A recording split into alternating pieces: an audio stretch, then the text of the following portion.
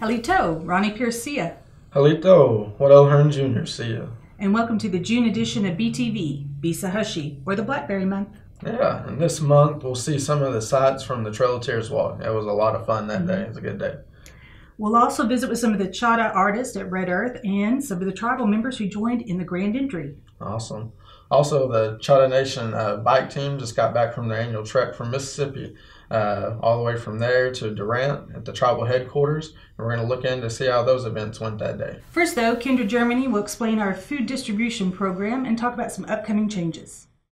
On March 21st, Food Distribution Director Jerry Toneby went to Washington, D.C. to testify before the House Committee on Agriculture's Subcommittee on Nutrition.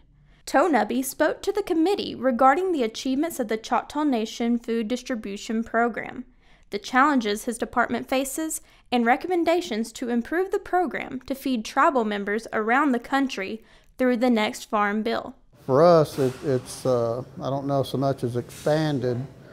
Well, we've added more and more food items to the program over the years, you know, as our participants say, hey, I would like to have this, that, or the other. You know, it's become more of a nutrition type program. We have staff nutritionists that will help people learn how to cook with these products and try to make nutritious meals. Toneby had a lot to say to the committee members in D.C.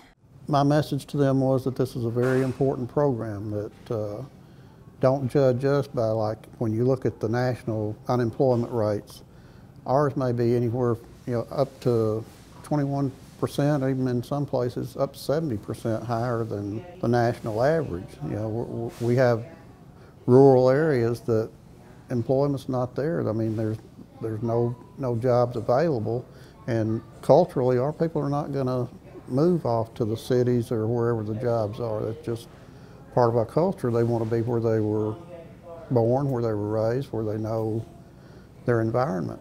The next Farm Bill is expected to be drafted in 2018. This is Kendra Germany reporting for BTV. On May 20th, I was at the annual Trail of Tears walk in Tuskahoma.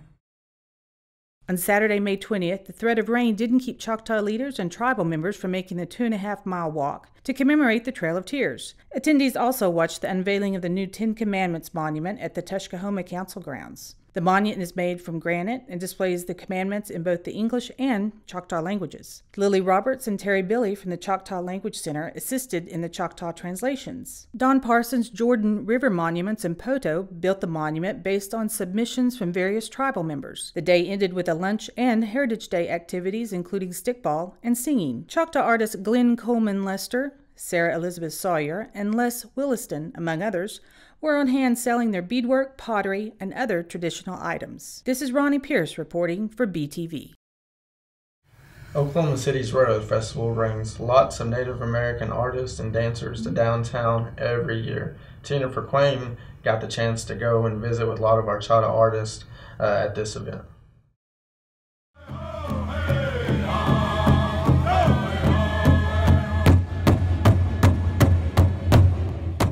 For over 30 years, the Red Earth Festival has brought thousands of people together to celebrate Native heritage, diversity, and culture.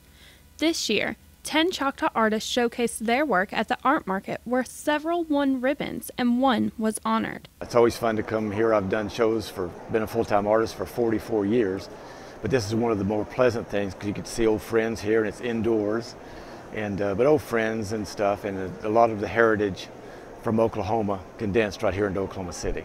Michael isn't the only one that sees how great the Red Earth Festival is for the community.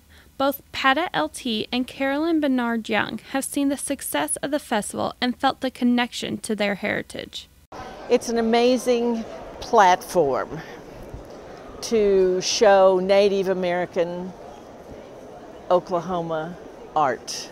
That was where it started out, and then it became bigger than life. It took on a life of its own. It is dear to my heart because it allows me to learn. Every time I come to Red Earth, I learn more. And last year, for the first time, I was able to dance in the grand entry. And when you dance in the grand entry, the announcer reminds you that you're dancing for your ancestors. And so I dedicated that dance to my mom. And because it was my first time to do it, I cried the whole time.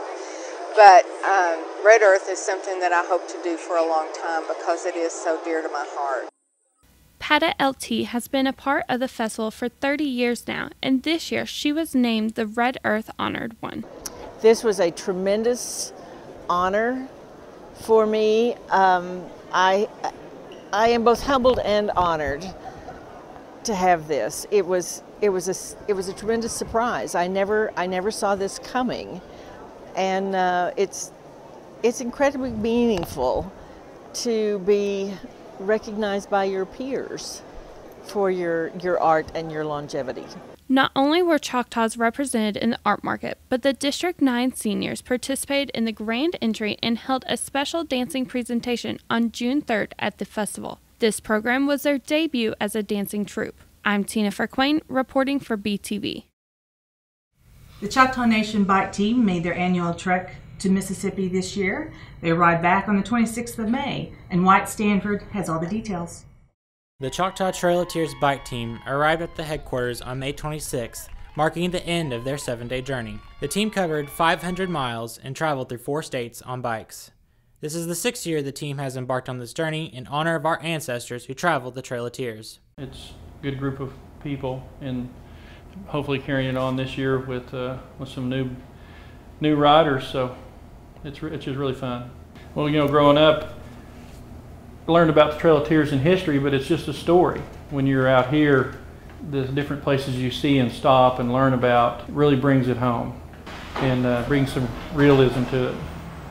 For many, the ride is an emotional connection to their heritage. I feel that my ancestors endured a lot going through the terrain that they had to go through in order to leave Mississippi and make it to Oklahoma, but I do feel truly that there was a lot of perseverance to do it. That is really emotional to me. And so when I joined the bike team, I knew this was something that I wanted to do on a yearly basis for myself, for my family, for my children and my grandchildren. The team was welcomed home by a crowd of well-wishers cheering them on. This is Wyatt Stanford reporting for BTV. Construction on the new headquarters is moving right along, and Joseph Jefferson will tell you more in the construction update.